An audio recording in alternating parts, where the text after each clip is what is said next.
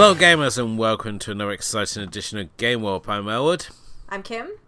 And tonight with this episode we're going to be looking at Thimbleweed Park. Right, so Thimbleweed Park, for those who don't know where, is a point-and-click adventure developed by Ron Gilbert and Gary Winnick. Two names that if you played any LucasArts games you should already be very familiar with, as they worked on both Maniac Mansion and Secret Monkey Island. Ron Gilbert in particular was responsible also for developing the Scum technology, as well as doing games such as Total Annihilation and The Cave, which we've covered on a previous episode. And with Thimbleweed Park, this was a game that was crowdfunded. The two developers are working off their previous legacy to get the game published and out there, and in many ways has been referred to as being a spiritual sequel to Maniac Mansion, which released way back in 1987. So if you're anything like myself, you'll probably have very nostalgic memories of those games, much like all the LucasArts games, which this is really a big throwback to in many ways. But Kim, I mean, with you, obviously your gaming past, I mean, did you play a lot of the point-and-click adventures of the LucasArts era, such as, you know, Sam & Max and Day of the Tentacle, those sorts of games? I played a little bit of Sam & Max maybe a few years ago, but not a whole lot more. I'm not really into point and click, to be honest, and so, you know, this goes to show that this is completely your choice that I went right along with. I mean, I don't have a problem with point and click. I mean, we've covered point and clicks before on the channel, and the previous two that we've covered, Dark Side Detective and Kathy Rain, were pretty fun. I mean, they were very unique in their own way. Obviously, they had, you know, some little flaws here and there as well. Point and clicks tend to, you know, have that reputation of being a little far-fetched sometimes with their puzzles, and, you know, just, you know, having that concept that if you can't figure it out, you just kind of throw everything at it and until you kind of get there, or you can use a second path, try to figure it out, which probably will lead to a lot of circles if you're, you know, not as logical like myself, or, you know, at least not so punny with things sometimes. The plot itself sees two FBI agents, Ray and Reyes, arriving at the town of Thimbleweed Park to investigate a murder, and over the course of the game you take control of various characters as you uncover the mysteries of within this small town. Again, very much a throwback to Maniac Mansion, which also used the multiple character system, and again, which we also saw in Day of the Tentacle, which used the multiple character system to great effect, as you use multiple characters often at points to work together to bypass the flaws or the areas where they might not be able to bypass to solve puzzles. So I was looking at the game. I mean, as I said right from the start, I mean, the game itself looked visually like a throwback to those old LucasArts point-and-click games, and certainly, you know, coming up and playing games on the Amiga and the 486, it was always exciting to have a point-and-click adventure. They always seemed like something a lot more special than everything else that you were sort of playing. There seemed to be a lot more happening there, and certainly with the humour, especially with those LucasArts games, it just really sort of heightened the experience, and probably why they're still so fondly remembered and still so playable now. So to obviously have two key figures of that era deciding to come back and crowdfund a game which is very much a throwback to that era, it was certainly a lot of excitement. It's certainly an exciting prospect for myself. And looking at the game as well, I mean, we've got these two FBI agents that look exactly like Mulder and Scully. We've got the small town hiding big secrets, so we've got that Twin Peaks vibe in there. So tapping into a lot of things that I was really liked. So I was actually quite excited to get into this one. And Kim, I mean, obviously this isn't your area that you're obviously familiar with, so I mean, just in terms of like gameplay to begin with, I mean, how did the game actually play for yourself? Because I found it to be a very sort of traditional sort of, you know, point and click experience, you know, find item, find place to put item, you know, and humorous asides along the way. So in terms of point and click, it's fairly like the mechanics play pretty much the same. But I think, like, you know, one of the things that were a bit different, I think, from the previous times is that this time it's like you have to kind of put a sentence again, this kind of thing. Like, you have to put who does what, kind of like you're playing one character because there's multiple characters, right? So then you have to click an item, and then the action that you can do will flash at the bottom, and you can choose the action of what you want to do with the item. So you kind of, like, place things together in order to make this work as a point and click. it's, fairly normal to what you do. I think the structure is more like, because it has that, I guess it's like the layout of the screen that you see, it's a little bit different, I guess, in that sense. Like, they try to make it a little bit more, maybe, accessible. I don't know. Like I said, I don't play a lot of point-and-click games, and I have a really crap memory, so I don't really remember how Kathy Rain and Darkside Detective was structured, but I feel like it was different, because something about this doesn't feel as smooth sometimes. Like, when I want to do something, sometimes, like, I click it and it doesn't react, and it gets me a little frustrated after a while, but I don't know. It might be just because I hit some bug or something like that. Well, the certain refreshing thing for the game is that you can play either on casual or hard mode. Casual focuses more on the story, and the puzzles have many of the steps taken out of them, where hard mode is a real throwback to those classic point-and-click adventures where you have to get creative with some of the problem solving, and there's a lot more steps to the actual puzzles. And it's for those who want like a more fulfilling experience, then hard is definitely the way to go. But if you're looking for something a lot more quicker, then the casual mode does give you that option of being able to just sort of breeze through the game and focus more on the story. However, at the same time, we're sort of facing at the end of the game with the fact that we end up with all these items that you still pick up and end up being like red herrings almost, as they have no use in the game, but nobody's bothered to take them out of the game. So you're still picking up items, which in many ways I could see being more frustrating, because it essentially gives you more things to just throw against the wall when you hit those blocks. Whereas if you're doing the hard mode, you're finding where to slot in items a lot sooner than you would if you were playing this in a casual mode. So, but at the end of the game, your little inventory is going to be a lot more empty than it is when you're playing casual, which seemed like an unusual move, but I appreciate the fact there is a casual mode, because not everybody likes to be as frustrated as these games often have a legacy of being. So the question now I'm going to ask you is, did you play it in casual or hard? I played it on hard, just because it seemed that every time they throw out like an easy mode, and I think this is from the case of like playing games on like the PlayStation, where you play like easy mode, and then you would get like half the game, it would get to like the halfway point and go and say, no, you ain't going any further, you got to go back and play this in normal. So because of that, I've always played games like normal or whatever version is, which obviously in this case is hard. So probably for my sins, it took me probably a lot longer playing this game to get anywhere than it did you, Kim, because I believe you played on casual, because you got life outside of these games. Well, I also had a deadline, so it was kind of like I realized Thimbleweed Park was leaving the Xbox Game Pass on PC, obviously, because you had it for much longer than I did. Oh yeah, it's still on there. So yeah, so I ended up having realizing this 4 days away from it being done, and I had to somehow find it wasn't 10 hours, but it was a good amount of hours to get through this, because I had to consider the fact that even on casual I would get stuck. So it's more like that than the fact that I chose casual more for that, but then I still got really confused at times with a lot of stuff, so I'm pretty happy I went on casual mode, because in hard mode I would have never finished the game. Yeah. I mean, to the game's credit, it does obviously avoid that trap of falling into impossible logic, such as the also memorable monkey wrench puzzle on Monkey Island, which obviously makes no sense to us Brits, because we don't call a wrench a monkey wrench. It's just a wrench, so we wouldn't think to use a monkey as a wrench. So I give the game that sort of credit, but at the same time, there is some real unique thinking at play when it comes to some of these puzzles. So I think it's hard to say. This is the problem as well with the game. It spends a lot of time saying, making all these references to LucasArts games and having these throwback moments, which is it's fine for the first hour, but once you get past it, it's oh, we're just doing the same joke again, and we are. That's great. And at the same time, I kind of wish that if you're going to do an X-Files reference, you do a Twin Peaks reference, try and really run with it instead of just playing it like you're almost plagiarizing someone else's ideas, because obviously with our two agents, it's you look at them and it's oh, look, it's Mulder and Scully, but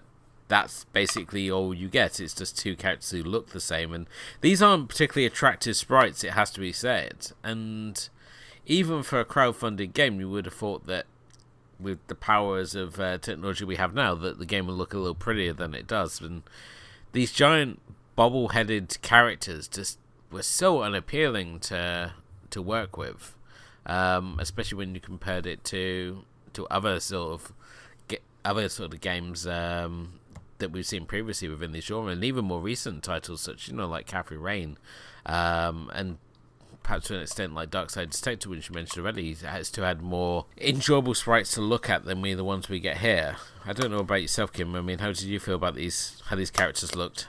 I mean, the characters are okay. I mean, the looks or whatever. I mean, it doesn't bother me too much. For me, it's more, like, they're rather normal characters, right? Like, the detectives have kind of like a feud against each other, and then, there's this whole, father-daughter deal going on with, one of the ghost characters and a computer developer, a game developer. And then, you have, the foul-mouthed clown who can't take off the makeup because of a curse, and there's enough contrast between them to kind of, like, give them some more character. Maybe not, like, the appearance of the characters themselves. I feel like a lot of Thimbleweed Park was okay, like, the characters were not memorable. I think, like, I played the game before recording. I mean, I played the game, like, maybe a week and a half ago. Yeah.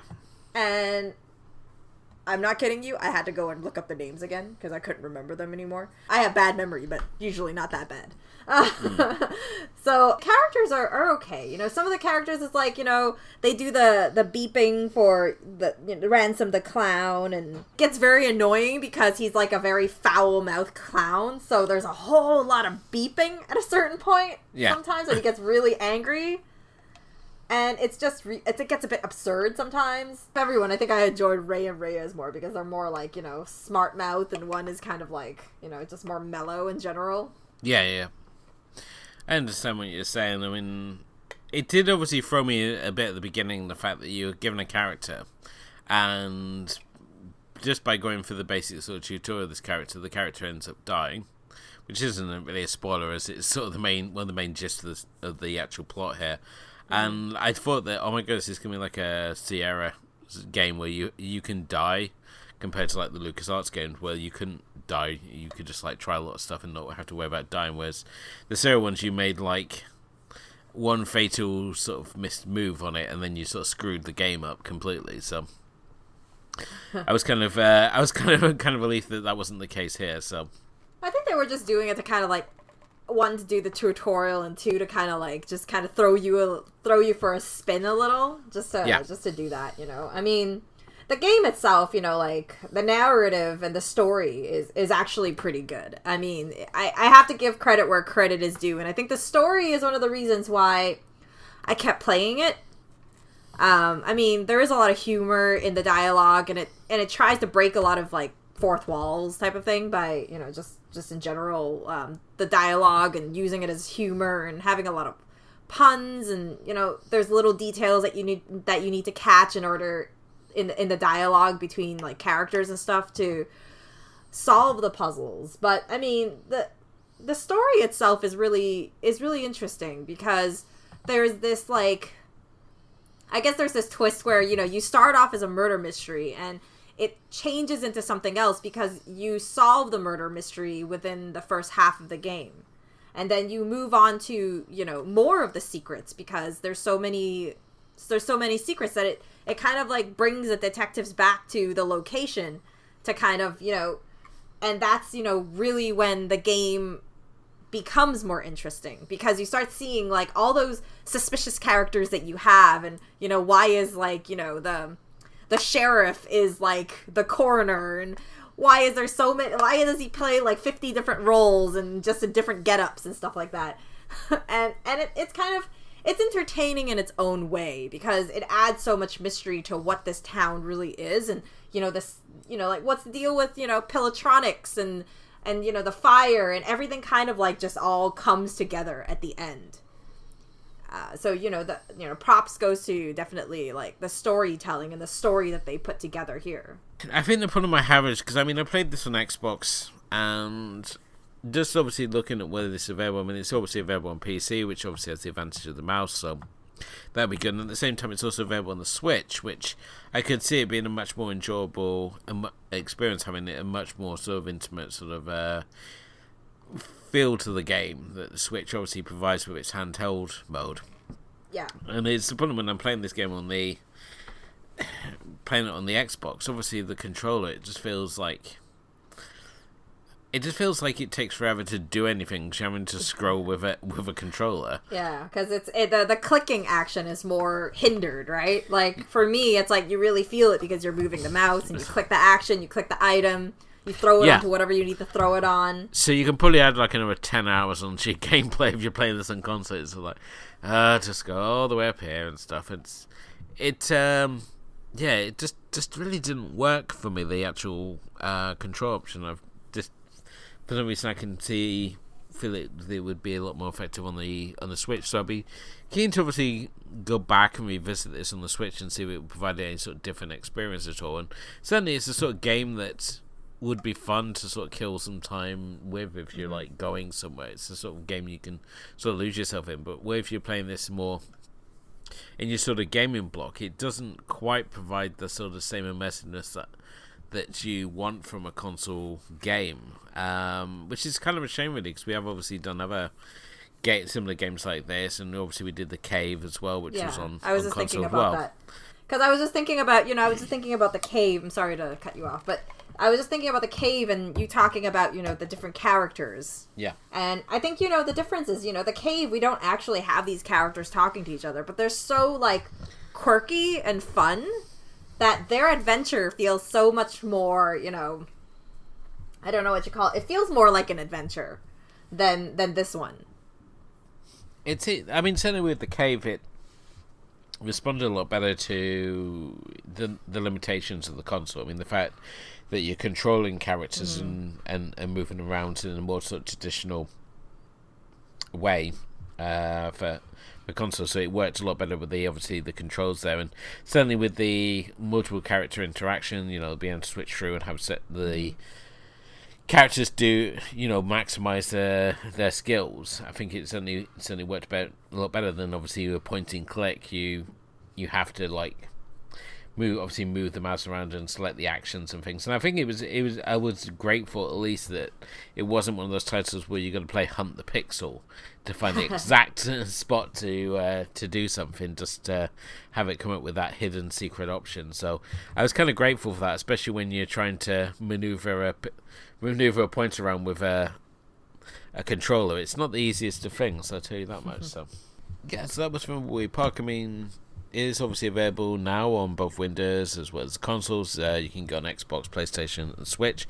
As of the time of recording, it is available through the Game Pass as well, so you can check it out that way. And it is also saying that it's available on Android and iOS as well. So definitely plenty of ways to pick it up and enjoy that game. So, but what do you want to rate this one, Kim? I would say the story gave it a really big boost. So I'd say like a 3 out of 5 for me. It all comes down to the story. I really, really enjoyed the story so much that I would give it, like, I thought it was, fairly creative and very, like, there were some nice twists, and I did enjoy a part of the humor. I'm into that type of humor, so it is pretty decent. I still think it's not quite as good as the other point-and-clicks we've looked at, like Dark Side Detective and Kathy Rain, and even in terms of, like, adventure games, I don't think it quite lives up to The Cave either. It's okay, like, it's a decent game to kind of kill some time, but I think it had a lot to do with the fact that I did do this in, like, kind of a speed run, even though my speed run was, like, 10 hours, but... But, it was decent. I wonder if it would have made a difference if I took more time and just did the hard mode, like you said, so it would be more of, like, a deeper experience, like some of these things connected better, because I still found some of the puzzles a bit far-fetched. Well, anyways, that's my thoughts on it. What about you? Same as yourself. It's a 3 out of 5 that would give this one. It just didn't connect the way that I wanted it to, and certainly it is very much a throwback to the games of old, and certainly we have two designers who worked on said games, so you would have thought that they would really have had the magic touch here to if anyone's going to do sort of throwback title to that era, that they would have been able the ones to do it. But when so much of the game is referencing what was, and it's mistaking it from humor rather than a reference, it really sort of detracts a lot from the game. And that, combined with some awkward controls and far from the best looking sprites that we've seen, especially in more modern sort of point and click adventures, so it really did stop me getting into it more. But as like yourself, I would give it a 3 out of 5, and probably one that I would return to and look at perhaps on a different platform. Maybe I'd have a better and more fulfilling experience from it, and certainly appreciate what the game does do well. So thank you as always for listening. If you enjoyed the show, please do hit the like and subscribe button, and don't forget to obviously follow us on Facebook and Twitter, and we're also on Instagram as well. And also leave us a review. Let us know what you think of the show. It all helps raise the profile of the show. Obviously, if you would like to check out our archive and also see the other fun bits of writing that we do as well, you can do on our blog, which we can find at working at gamewarpblog.wordpress.com. Thank you. And on there, as I said, you can find our reviews and articles, and as well as our archive of episodes as well. But thank you as always for listening. Thank you to my co-host Kim. Until next time, thank you for listening.